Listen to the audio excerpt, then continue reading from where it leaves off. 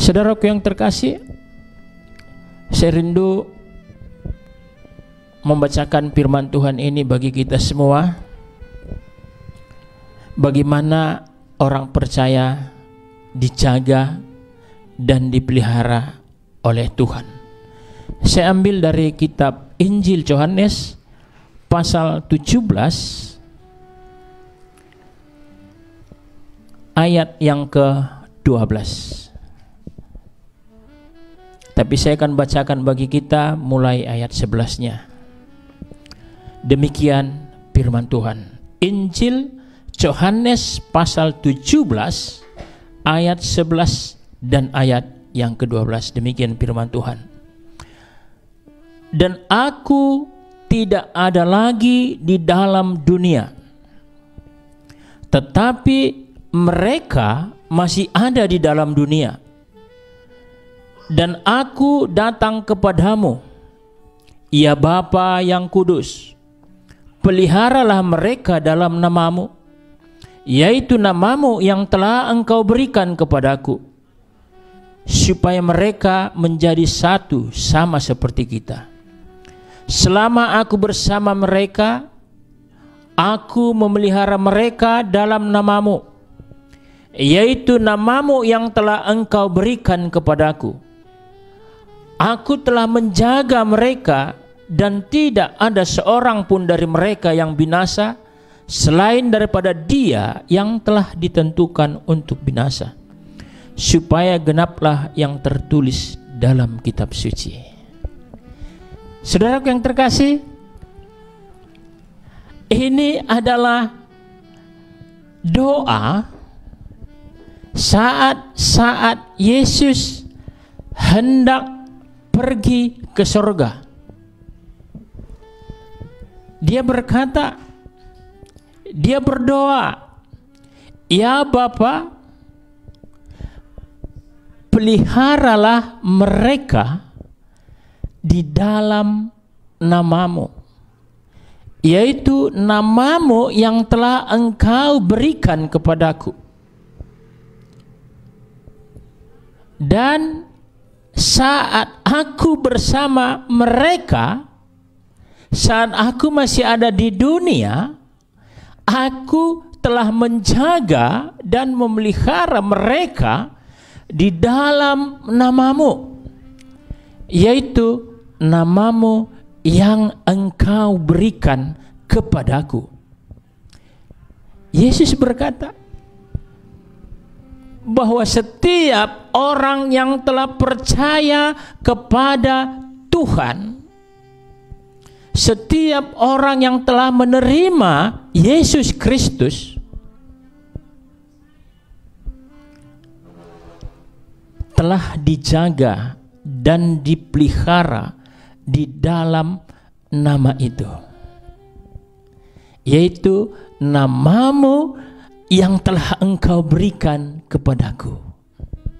Saudaraku yang terkasih, pemeliharaan Tuhan dan penjagaan Tuhan bagi saudara dan bagi saya, bagi orang percaya, pemeliharaan Tuhan itu ada di dalam nama Bapa yang diberikan kepada Yesus Kristus.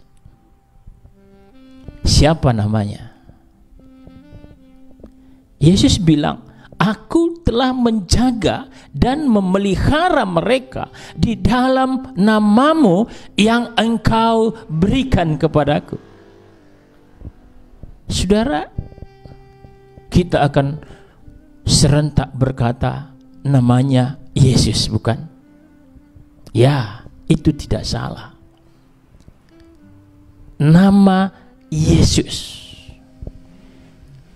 atau orang sebut juga di dalam bahasa aslinya Yeshua HaMashiach, yang artinya Allah adalah keselamatan. Tapi bacaan kita hari ini, Yesus yang adalah penyelamat dunia berkata, Aku menjaga dan memelihara mereka di dalam nama-Mu yang Kau berikan kepadaku. Nama Yesus itu bicara tentang keselamatan saudara dan saya. Nama Yesus itu adalah penyelamat bagi saudara dan saya. Tapi penjagaan dan pemeliharaan yang dikatakan di dalam Yohanes pasal 17 ayat 11 dan 12 itu, apakah itu bicara nama Yesus? Kita akan temukan nanti, saudara. Sebab kehidupan yang kita jalani hari ini, Yesus bilang, Bapa, sementara aku ada di dalam dunia ini, aku telah menjaga dan memelihara mereka di dalam nama-Mu itu, yaitu nama yang Kau berikan kepadaku. Tapi sekarang aku akan pergi kepada Bapa, dan aku tidak minta mereka untuk juga pergi bersama-sama dengan aku kepada Bapa. Mereka akan masih tinggal di bumi ini.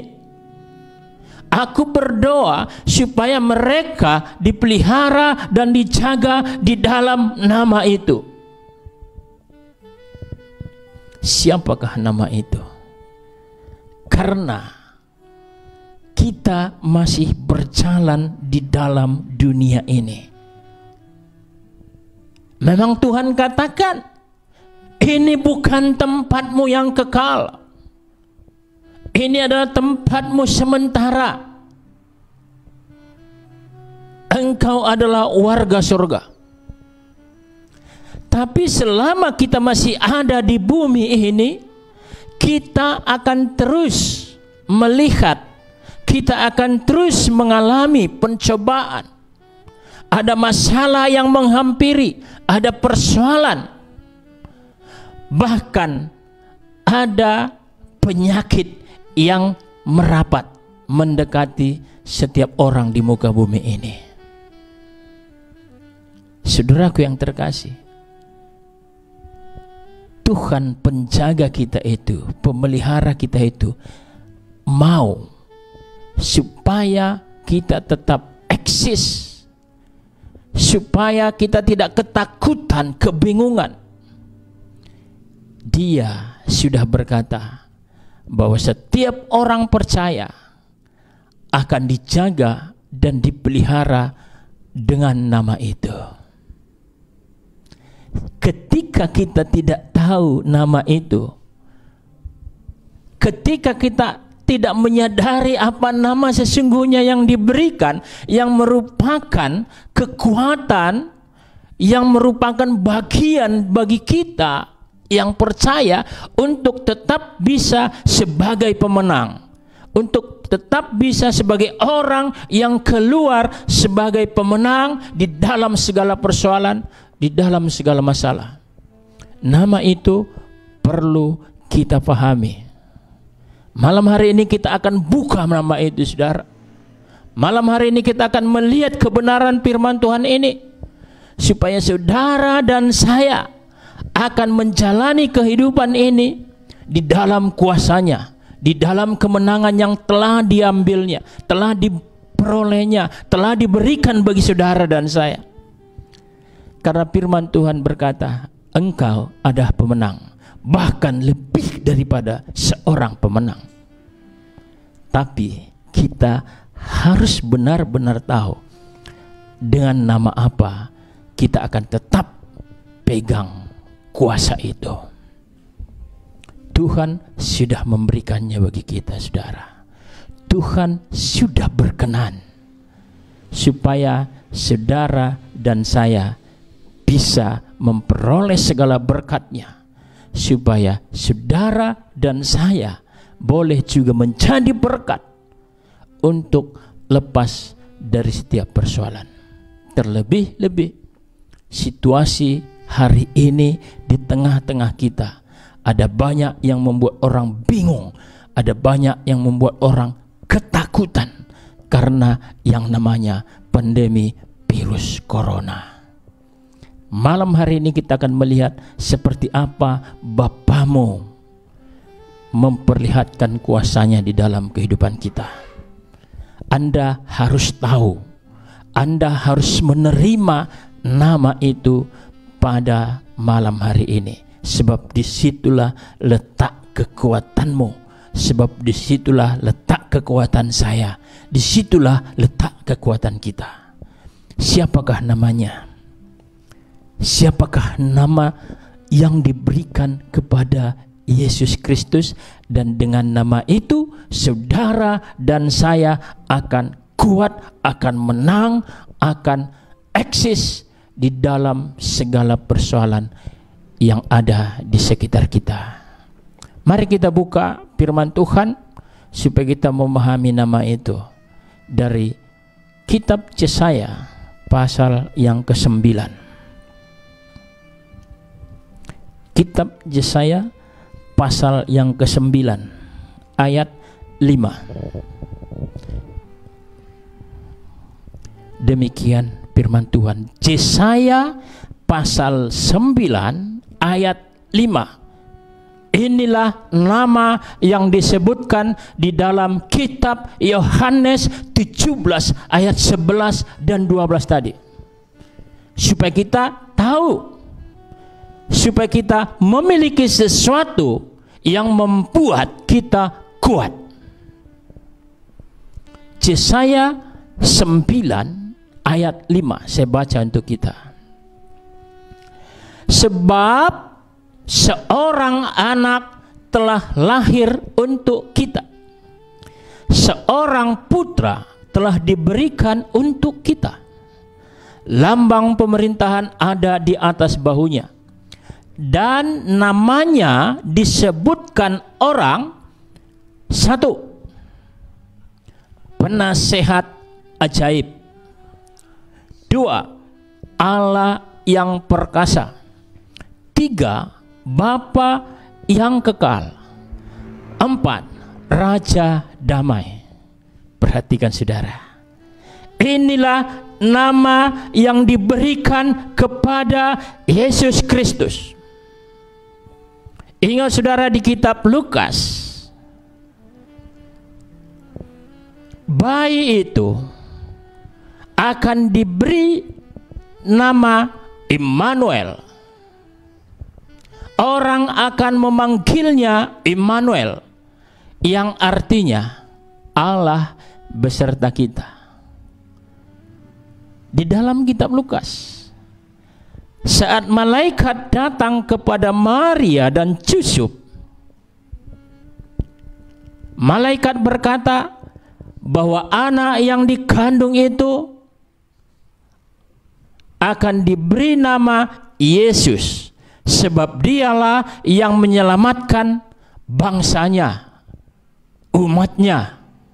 Tetapi di dalam kitab Injil Lukas dikatakan mereka akan memanggilnya, menyebutnya Immanuel. Perhatikan saudara, kepada Yusuf dan Maria dikatakan Yesus, harus diawali daripada penyelamatan. Namanya Yesus, diselamatkan. Anda dan saya hari ini telah menerima nama itu, telah menerima bayi yang dilahirkan itu, namanya Yesus. Setiap orang yang percaya di dalam nama Yesus, maka mereka diselamatkan. Saudara dan saya telah dikaruniakan keselamatan yang dari Bapa Surgawi. Tapi saudara masih berjalan di dalam dunia ini. Yesus sudah pergi ke surga, Anda berjalan di dunia ini. Yesus sudah ada di surga, saudara masih berhadapan dengan masalah, persoalan, intimidasi, penyakit, atau apapun yang membuat orang takut, bimbang, dan sakit.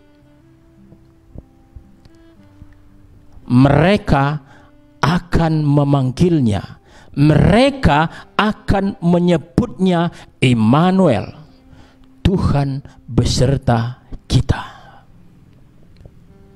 Perhatikan saudara, setelah Yesus pergi ke surga, Anda membutuhkan Immanuel. Yesus berkata, aku menyertai engkau sampai akhir zaman. Yesus sedang mengatakan, aku Immanuel bagimu sampai akhir zaman. Immanuel, penyertaan Tuhan, beserta dengan Tuhan. Yang menyertai saudara itu adalah Dia Immanuel. Dia Allah yang menyertaimu dalam sebutan, dalam panggilan yang dikatakan di dalam kitab Yesaya pasal 5 ini. Jangan salah, jangan saudara dan saya tidak mengerti. Immanuel itu harus kita terjemahkan di dalam ayat yang kelima ini. Penyertaan Tuhan itu di dalam 4 nama ini. Saudara dijaga dan dipelihara dengan 4 nama ini. Yang pertama, penasehat ajaib. Dikatakan di sana, seorang putra telah diberikan untuk kita. Lambang pemerintahan ada di atas bahunya, dan namanya disebutkan orang, satu, penasehat ajaib. Namanya disebutkan orang. Jika namanya masih disebutkan orang penasehat ajaib, bagi saudara itu tidak ada artinya. Kalau saya menyebut Yesus itu penasehat ajaib, bagi saudara tidak ada artinya. Yang ada artinya saudara harus hidup di dalam firman ini. Bukan namanya disebut orang lagi, tapi di sini Anda harus tahu bahwa namanya aku panggil penasehat ajaib. Itu artinya saudara malam hari ini setuju membuat Yesus menjadi penasehatmu yang ajaib. Kalau disebut orang namanya penasehat ajaib, belum tentu engkau dan saya menganggap dia penasehat. Tapi ini harus diubah redaksinya. Kalau di sini dia katakan namanya disebut orang penasehat ajaib, rubah saat engkau mendengarkan firman ini, namanya aku sebutkan penasehat ajaib. Artinya jadikan Yesus jadi penasehatmu. Apa masalahmu? Apa persoalanmu hari ini? Dia penasehat. Tanya dia. Dengan virus yang sedang melanda bumi ini, tanya dia. Apa yang harus engkau lakukan? Apa yang harus engkau dengarkan? Saudaraku yang terkasih di dalam Tuhan, nasihat itu untukmu pribadi. Jika ada beberapa orang mau dinasehati bersama, maka nasihat itu untuk kita pribadi, untuk kita. Tapi hari ini secara pribadi, terima dia. Seorang putra telah diberikan. Kalau telah diberikan, saudara tidak terima dia menjadi penasehatmu, firman itu untuk orang lain. Terima dia sebagai penasehatmu yang ajaib. Kenapa penasehat ajaib? Namanya penasehat ajaib, itu artinya nasihatnya akan terjadi dengan cara yang ajaib, bukan menurut logika manusia, tapi menurut kehendak dan kuasanya. Kenapa mesti penasehat ajaib? Kenapa hanya penasehat yang tangguh, penasehat yang selalu menyejukkan hati? Tidak, saudara. Kadangkala nasihatnya itu menurut saya dan menurut saudara, menurut kita kayaknya nggak masuk akal. Tapi ketika kita menerimanya sebagai penasehat ajaib, maka artinya kita menunggu keajaiban yang dari Tuhan. Untuk situasi saat ini, saudara dan saya butuh keajaiban Tuhan. Butuh keajaiban Tuhan. Sebab musuhmu tidak terlihat. Jadikan dia penasehat ajaib. Apapun masalahmu, buat dia yang pertama yang mendengarkannya, bukan orang lain. Buat dia yang pertama mendengarkannya. Sebab untuk orang yang kejadiannya ajaib dibutuhkan nasihat yang ajaib. Saudara dan saya, di dalam kitab Mazmur pasal 139 dikatakan keajaiban terjadi. Aku terjadi dengan cara ajaib. Saudara dan saya diciptakan, ditenun di dalam rahim ibu kita dengan cara yang ajaib. Maka padanan kehidupan kita sebenarnya keajaiban yang dari Tuhan. Itu bisa terjadi jika kita mengangkatnya, kita menerimanya sebagai penasehat yang ajaib. Itu nama yang pertama. Dengan nama itulah kita dijaga dan dipelihara. Saat kita mengangkat, menerima dia penasehat yang ajaib. Nama yang kedua, Allah yang perkasa. Saudaraku yang terkasih, mungkin ada orang berkata di luar sana, boleh, aku mau menerima Yesus sebagai penasihatku yang ajaib.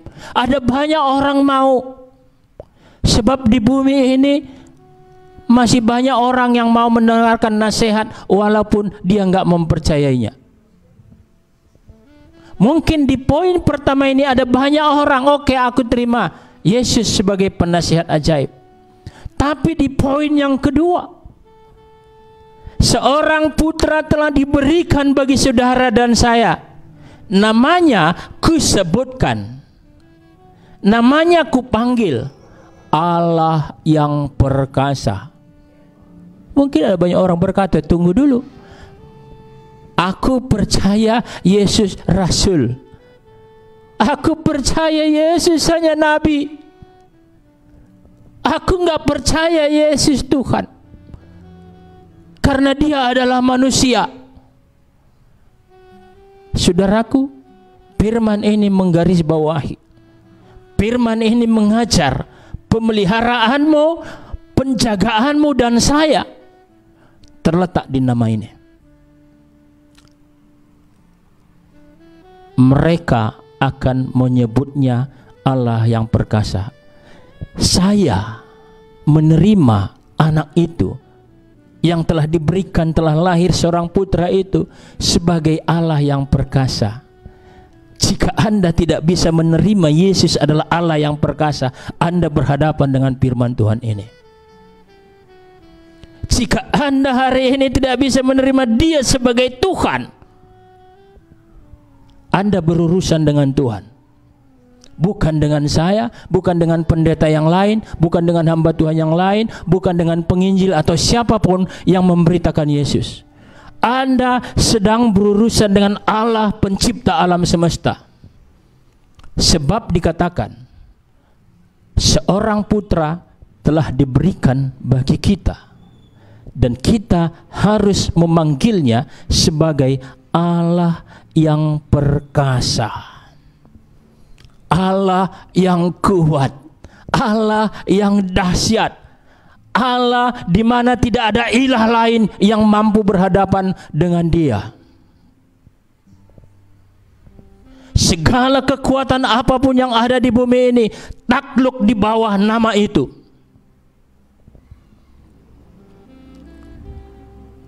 Dia Allah yang perkasa. Yesus adalah Allah yang perkasa. Yesus bukan manusia biasa. Yesus bukan sekedar rasul. Yesus bukan sekedar nabi, tapi Allah yang perkasa.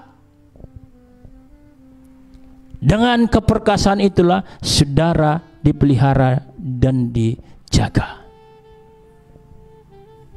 Hari ini Anda belum tahu bahwa Yesus adalah sebagai Allah yang perkasa, camkan, renungkan ayat ini.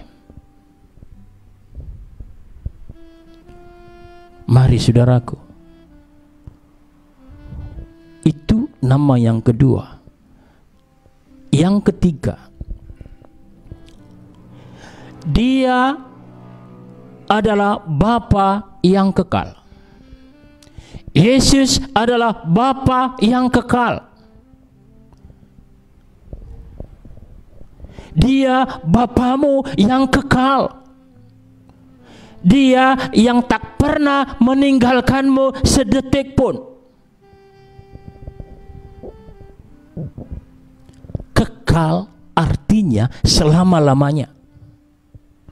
Saat engkau percaya dan menerimanya, saat dia telah diberitakan, karena begitu besar kasih Allah akan dunia ini, sehingga ia mengaruniakan anaknya yang tunggal, supaya setiap orang yang percaya kepadanya beroleh hidup yang kekal. Kenapa? Karena dia menjadi Bapamu yang kekal. Dia akan mendengarkanmu dengan kekal. Dia tidak hanya mendengarkanmu saat engkau sukses, saat engkau berjaya. Dia mendengarkanmu bahkan saat engkau terpuruk. Dia sangat mendengarkanmu saat engkau kesakitan, saat engkau jatuh. Dia Bapamu yang kekal.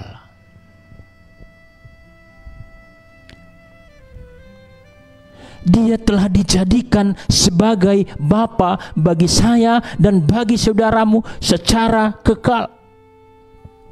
Selama-lamanya Dia adalah Bapamu.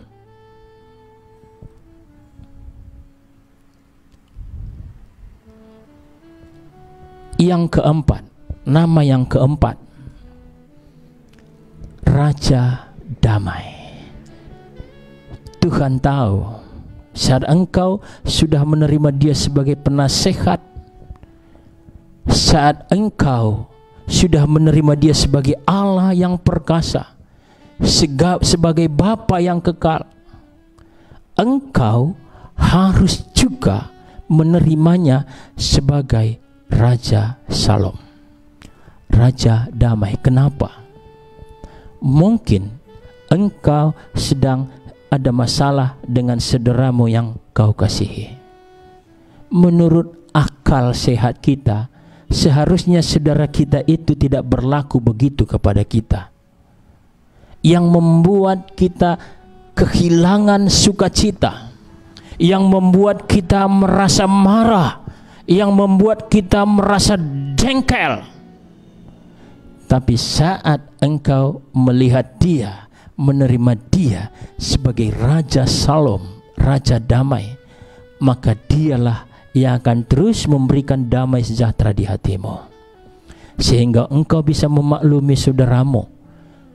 Mungkin saat ini saudara belum bisa memakluminya, tapi saat engkau terus bersekutu, saat engkau mencari nasihat dari Dia sebagai Raja Salommu, maka damai sejahtera itu akan perlahan-lahan mengalir di dalam hidupmu.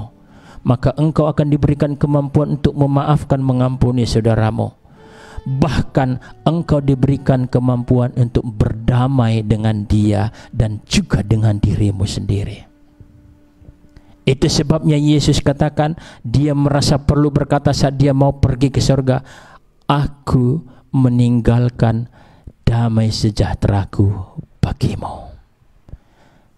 Tuhan tahu, meskipun engkau telah menerimanya sebagai Allah yang perkasa, sebagai Bapamu yang kekal, sebagai penasehatmu, tapi damai sejahtera itu harus ada di dalam dirimu juga untuk memimpin kehidupanmu.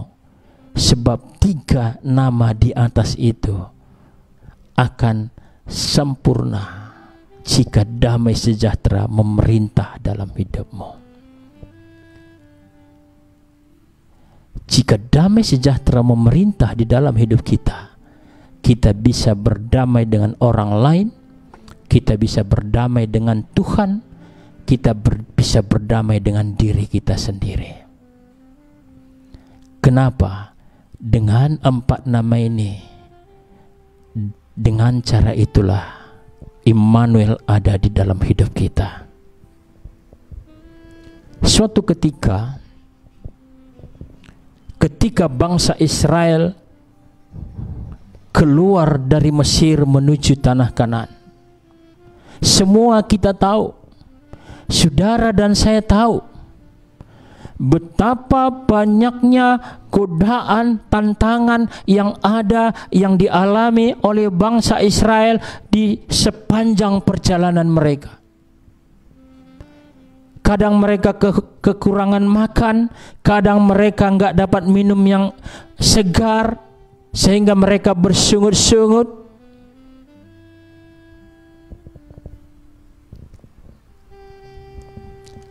Perjalanan itu perjalanan yang melelahkan menuju tanah Kanaan yang penuh madu dan susu. Demikian juga hari ini perjalanan kita di bumi ini sampai hari kedatangannya, sampai kita pergi ke Yerusalem yang baru itu, di mana ada kelimpahan damai sejahtera sukacita. Ada banyak rintangan, persoalan, masalah yang kita hadapi di perjalanan kehidupan kita. Itu juga dialami oleh bangsa Israel saat mereka keluar dari tanah Mesir menuju tanah Kanaan. Apa yang diminta oleh Musa?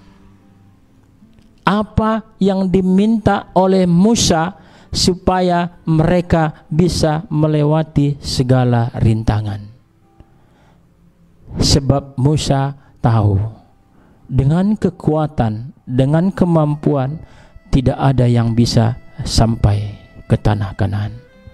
Demikian juga kita hari ini, dengan kekuatan kita, dengan kemampuan kita, dengan intelektual kita, dengan segala keilmuan kita, kita dipastikan tidak bisa sampai ke negeri damai, yaitu Yerusalem baru. Lalu apa kata Musa kepada Tuhan? Mari kita lihat di kitab Keluaran pasal yang ke-33.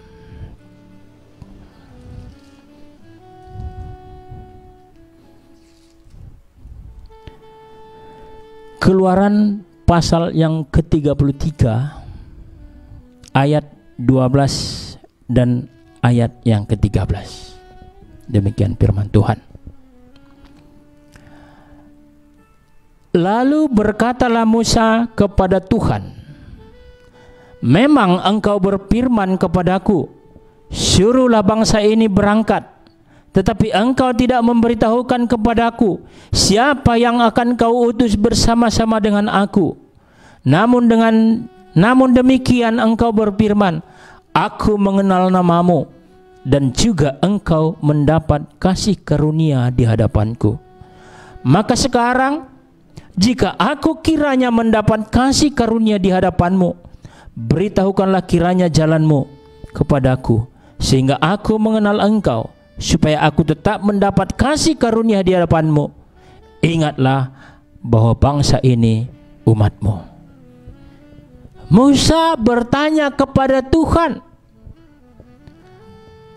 engkau memanggil kami keluar, engkau memanggil kami supaya menjalani kehidupan di padang gurun ini, tapi engkau tidak memberitahukan siapa yang berjalan bersama dengan aku.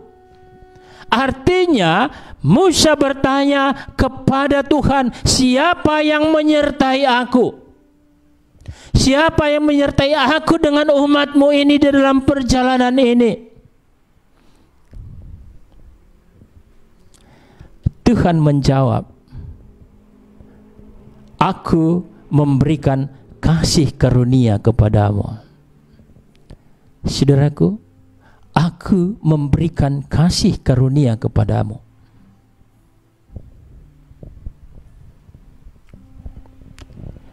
Tuhan memberikan kasih karunia kepada Musa, dan juga Tuhan memberikan kasih karunia kepada saudara dan saya. Mari lihat Yohanes pasal 1 ayat 17.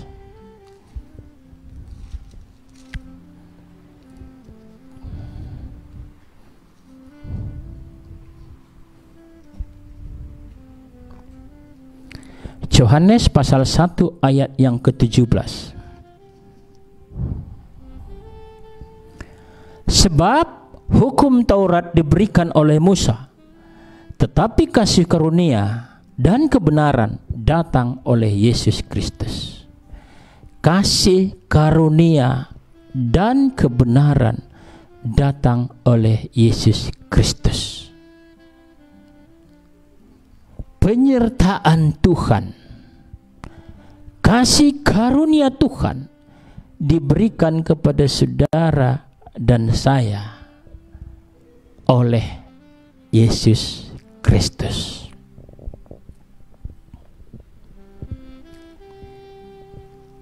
Yesus Kristus yang memberikan penyertaan itu bagi saudara. Aku menyertai engkau sampai akhir zaman. Di dalam Yesaya pasal 11 dikatakan, roh Tuhan ada padanya, roh nasihat ada padanya. Ya, Yesaya 11 ayat 1 dan 2 itu. Roh Tuhan ada di dalam Yesus Kristus. Roh nasihat ada di dalam Yesus Kristus. Roh hikmat ada di dalam Yesus Kristus. Roh keperkasaan ada di dalam Yesus Kristus. Saudara dijaga dan dipelihara di dalam nama itu. Saudaraku yang terkasih, jika engkau telah memiliki hari ini, jika engkau telah menyebutnya bahwa dia adalah penasehatmu yang ajaib, jika engkau hari ini telah menyebutkannya Allah yang perkasa, jika engkau telah menyebutkannya, memanggilnya Bapa yang kekal, engkau telah membuatnya menjadi Raja Salom, Raja Damai di dalam hidupmu, maka pemeliharaan itu sempurna di dalammu. Engkau tinggal berkata, ini persoalanku hari ini Tuhan, ini masalah di sekitarku hari ini Tuhan. Engkau adalah penasehatku yang ajaib. Aku mau mendengarkan firman-Mu Tuhan. Aku mau mendengarkan nasihat-Mu Tuhan. Dunia ketakutan hari ini dengan keadaan ini Tuhan. Sebab musuh yang kami alami, musuh yang kami hadapi hari ini tidak dilihat oleh mata. Kami tidak tahu harus berbuat seperti apa, bersikap seperti apa, mengambil langkah seperti apa. Tapi Engkau adalah penasihatku yang ajaib, dan juga Engkau Allah yang perkasa bagiku. Maka lihat, Mazmur 91 akan mulai digenapi di dalam kehidupanmu. Dia menjadi, engkau berada di dalam naungan kepak sayapnya, bahwa penyakit menular, sampar yang berjalan di dalam kegelapan tidak akan mendekati kemahmu. Sebab malaikatnya diperintahkannya berjaga-jaga atasmu. Renungkan itu. Saudara beranjak, setelah selesai acara ini beranjak, coba renungkan baik-baik Mazmur pasal 91 itu. Di situ kekuatanmu. Sebab Dia adalah penjagamu, sebab Dia adalah pemeliharamu. Engkau aman-aman saja. 1000 rebah di kirimu, 10.000 di sebelah kananmu, engkau tidak akan jatuh. Sebab Allahmu tak pernah meninggalkan dirimu. Apakah itu perkataanku? Apakah itu analisa pikiranku? Bukan. Itu adalah perkataan Yesus Kristus. Bapa, peliharalah mereka di dalam namamu yang kau berikan kepadaku. Aku mau supaya mereka aman dengan nama itu. Dan bahkan lebih daripada itu, di samping dia meminta nama itu diaktifkan terus bagi kehidupan saudara dan saya, walaupun dia pergi ke surga untuk kepentinganmu, tapi kuasa nama itu tetap hidup sampai hari ini bersama dengan kita. Dan plus tambah daripada itu, tambah daripada doa itu, ada pernyataan yang kuat, ada janji yang kuat, ada ikrar yang kuat yang Yesus tinggalkan bagi saudara dan saya. Saya mau saudara renungkan ini setelah kita akhiri nanti renungan ini, sehingga kita akan kuat-kuat terus. Kita akan berhasil melewati badai sehebat apapun. Ingat, 4 nama itu, ingat, itu adalah milikmu. Itu telah diberikan bagimu mengurapi kehidupanmu. Dan dengarkan apa ikrar, apa janji, apa pernyataan Yesus bagi saudara dan saya untuk pemeliharaan dan penjagaanmu. Mari lihat Yohanes pasal 17 tadi.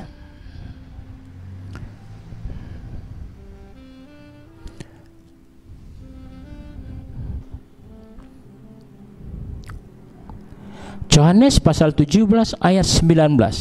Ikrar Yesus, pernyataan Yesus, janji Yesus bagi saudara dan saya di hadapan Bapa Surgawi.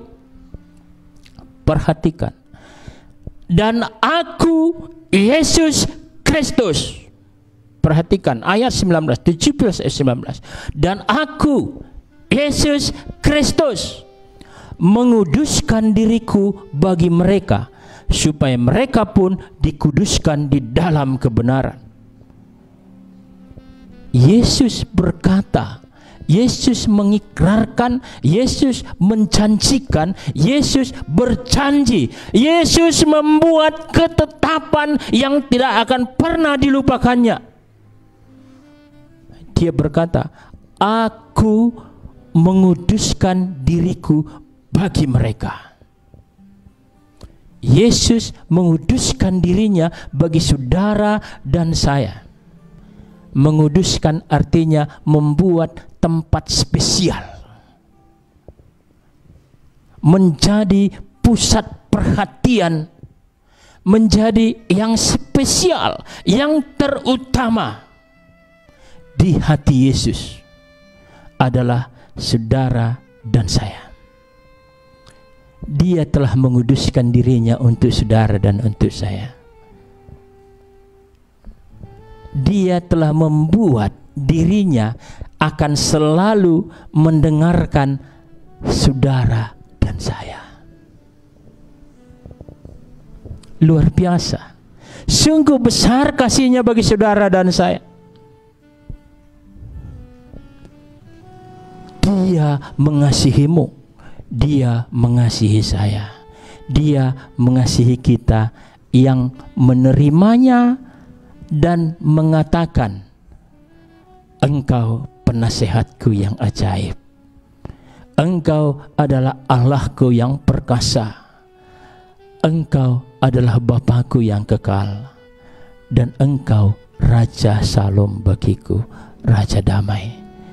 Dengan itulah kita, saudara dan saya, dipelihara oleh Tuhan. Dengan nama itulah saudara aman di bawah kepak sayap Tuhan. Sebab engkau memang adalah anak kesayangannya. Sebab engkau telah dijadikan biji matanya. Sebab engkau dan saya telah dijadikan menjadi anak yang dikasihi. Engkau telah memiliki Bapa yang kekal. Engkau telah memiliki penasehat yang ajaib. Engkau telah memiliki Allah yang perkasa. Dan engkau telah diberikan Raja damai di dalam hidupmu. Ayo saudara, ayo saudara, ayo renungkan itu, terima itu, maka jiwamu akan tenang. Sebab memang Dia Allah yang baik, Dia Allah yang sangat mengasihimu. Saudaraku yang terkasih, keadaan ini yang kita alami hari ini mungkin adalah keadaan yang sangat menakutkan, yang membingungkan, yang mencemaskan. Tapi engkau memiliki lebih daripada itu. Engkau memiliki Allah yang perkasa, Allah yang penuh perhatian bagimu, Allah yang telah menguduskan dirinya bagi saudara dan saya. Jangan lupa, ambil Alkitab saudara, ambil Alkitab saudara, buka Mazmur pasal 91. Lihat apa yang dikatakan Allahmu itu, penasehatmu itu, Bapamu itu, Rajamu itu.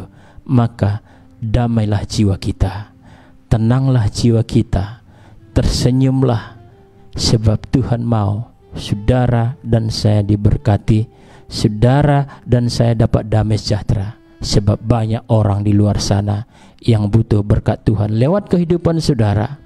Banyak orang kacau, orang tidak tenang, orang yang gusar, orang yang terintimidasi di luar sana, ingin memperoleh kedamaian, ketenangan, kemenangan, kelepasan lewat kehidupan saudara dan saya. Jika mereka melihat kehidupan saudara, ada Yesus di dalamnya, ada pemeliharaan Tuhan yang sempurna di dalam kehidupan kita, maka mereka akan bertanya, siapakah Tuhanmu itu? Silakan saudara bagikan kehidupan saudara, bagikan kesaksian saudara kepada orang lain, maka akan ada damai sejahtera, ada kemuliaan Allah meliputi bumi lewat kehidupan, lewat pelayanan kita. Itu firman Tuhan bagi kita pada malam hari ini. Kita akan bertemu di waktu yang lain dengan tema yang lain.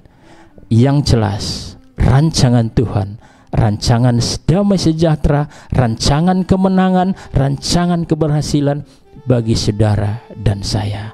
Terpujilah Tuhan, nama Tuhan dimuliakan. Mari kita berdoa.